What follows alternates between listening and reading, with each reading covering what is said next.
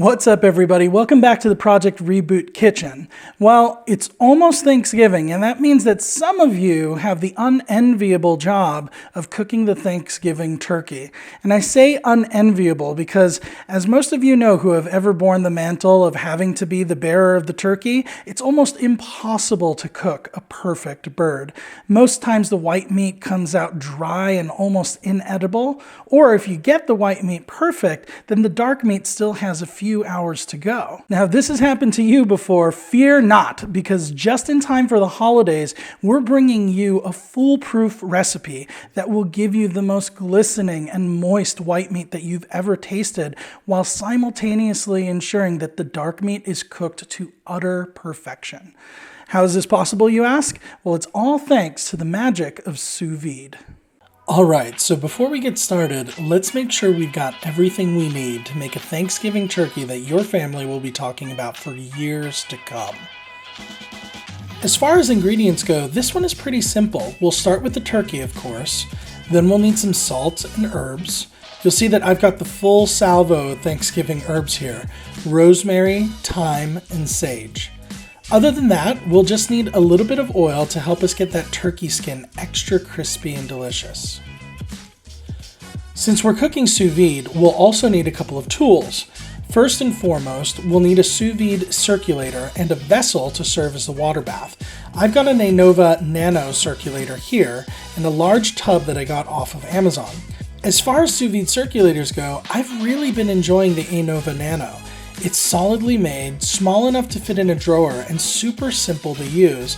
And at under $100, it's an investment that's easy to justify considering that it helps you to get restaurant quality results every single time. Now, if you don't have a tub like this one, you can go ahead and just use a large pot, and that'll work just fine. Finally, we're going to be breaking out our trusty cast iron skillet to help us sear our turkey and achieve an absolutely beautiful, crispy golden brown skin. Now, the secret to perfectly cooked turkey is to cook the white meat and the dark meat at different temperatures. In order to do that, you'll need to carve your bird into sections so that we can pack and cook them separately. Before we start slicing, let's make sure that we're starting with a razor-sharp knife. Here, I'm using a Japanese chef's knife. Japanese knives are known for their sharpness, which should help us to make quick work of this bird. I'm going to make sure that I'm starting with a sharp edge by giving my knife a couple of passes through this handheld sharpener. It's not the most precise way to sharpen your knife, but it's quick and will be just fine for our purposes today. After I've run the blade through about 20 times on each side, I'm going to take a damp cloth and clean up the excess metal that came off the edge of the knife. Next, I'll test the edge by slicing through a sheet of paper.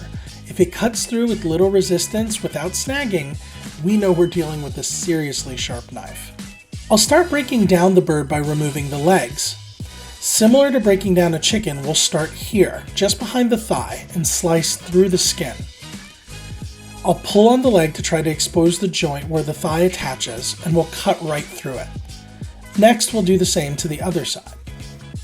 For the breast meat, we'll start by locating the bone in the middle and running our blade as close to it as possible. Take care to keep as much of the skin intact as possible. Feel free to go slow here, you definitely don't want to rush it.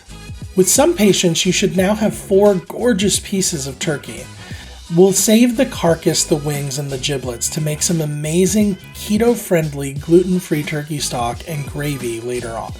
Now it's time to get our turkey ready for its sous vide bath. We'll start by filling our tub with some warm water, attaching our Innova Nano sous vide circulator, and setting the temperature to 150 degrees Fahrenheit or about 65 degrees Celsius. Next, let's grab our trusty cast iron skillet. We'll put it on the stove and set the burner to high to get it ripping hot. Now, if you don't have a cast iron pan, honestly, you should go and invest in one for just such occasions as this. But if that's not an option, go ahead and use a non-stick pan so the skin doesn't stick to the pan.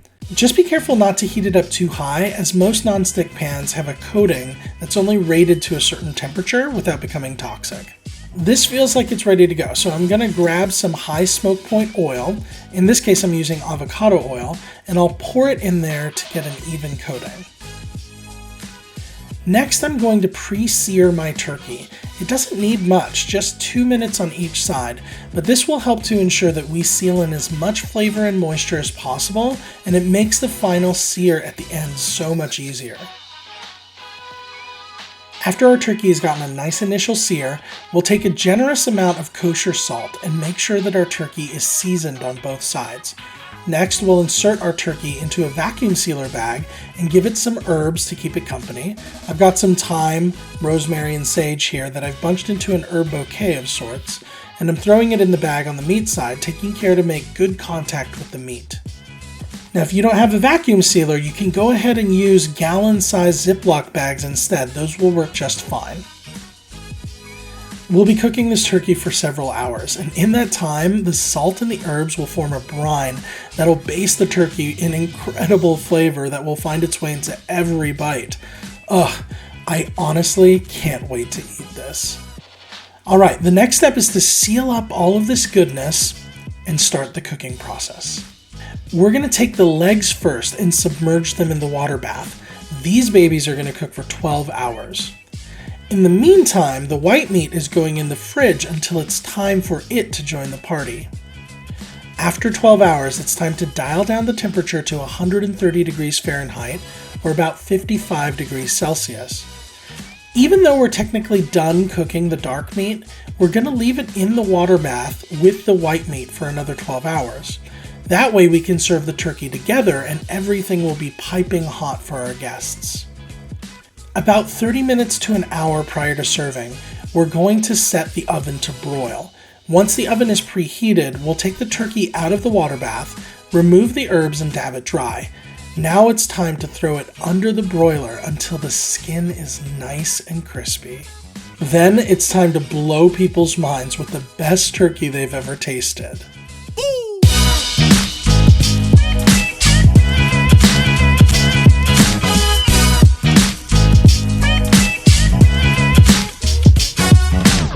Alright, so the turkey is ready, and now it's time for my favorite part. It's time to taste this bad boy.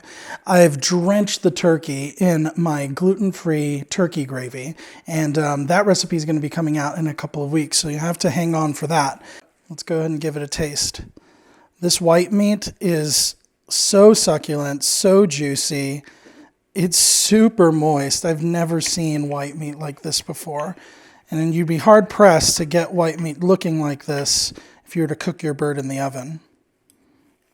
Let's see if it tastes as good as it looks. Man, that white meat is so moist and so flavorful. The herbs have been imparting their flavor into that meat the entire time it was in that vacuum seal bag, and it tastes absolutely delicious. I'm telling you, it's not your typical Norman Rockwell presentation, but if you're willing to go a little bit avant-garde this year, I would definitely recommend trying sous vide turkey. You won't be disappointed with the results. All right, guys, so that's it for this time. If you like this recipe, go ahead and hit that like button. It really helps us out. And if you want to see more healthy holiday recipes, stay tuned over the next couple of weeks. We're going to be releasing new recipes every week throughout the holiday season. So go ahead and hit subscribe so you don't miss a thing. All right, thanks guys. We'll talk to you next time.